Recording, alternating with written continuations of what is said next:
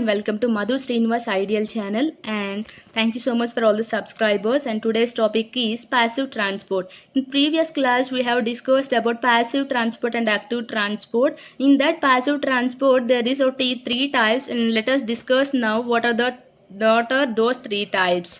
When coming to the passive transport, there is three types. One is diffusion, one is facilitated diffusion, and third one is osmosis.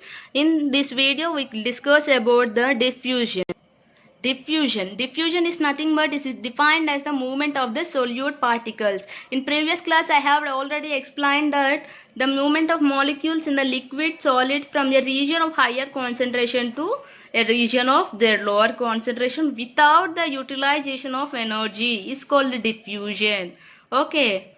It is called as the diffusion of passive transport. That means the higher concentration solute is transported to the lower concentration solute till it is in equilibrium. I have already explained your example in the previous video, and here there is no utilization of energy. That means no ATP is utilized, that is without the expenditure of energy. And now let us discuss about the factors that are affecting the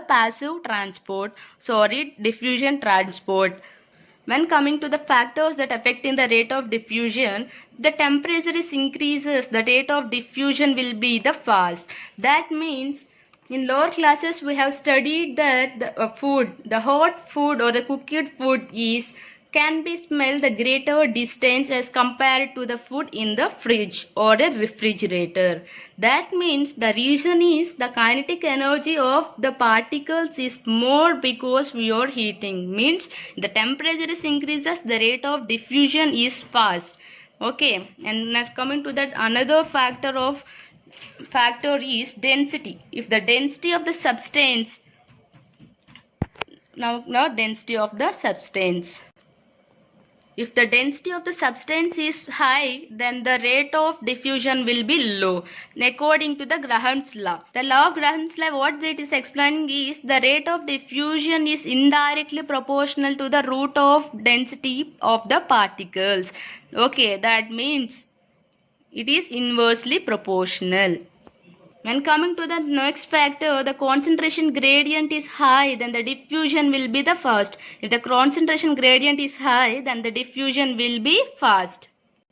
When coming to the next factor is surface area. If the surface area is high, then the rate of diffusion will be also decreases. Then the particles or the lipid soluble particles moves faster.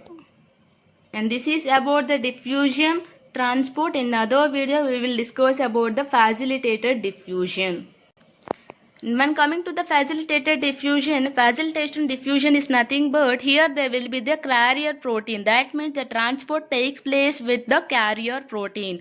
Now let us draw a diagram of the plasma membrane. It is the diagram or structure of the plasma membrane. There will be two types of proteins, that is introns and extrons, and here will be the protein molecule, and from these are the protein molecules, and from here the proteins will be transported to the introns to the inner sides of the plasma membrane, and it leaves here and it will go out again without utilization of energy. We should observe that they will become they are transported through the protein carriers through the extrons and introns, but there is no utilization of energy. And there is very important thing is there are porins found in the large pores on the outer membrane of the mitochondria plastids. Okay, the porins are found on the outer pores of the outer membrane of mitochondria plastids, also on some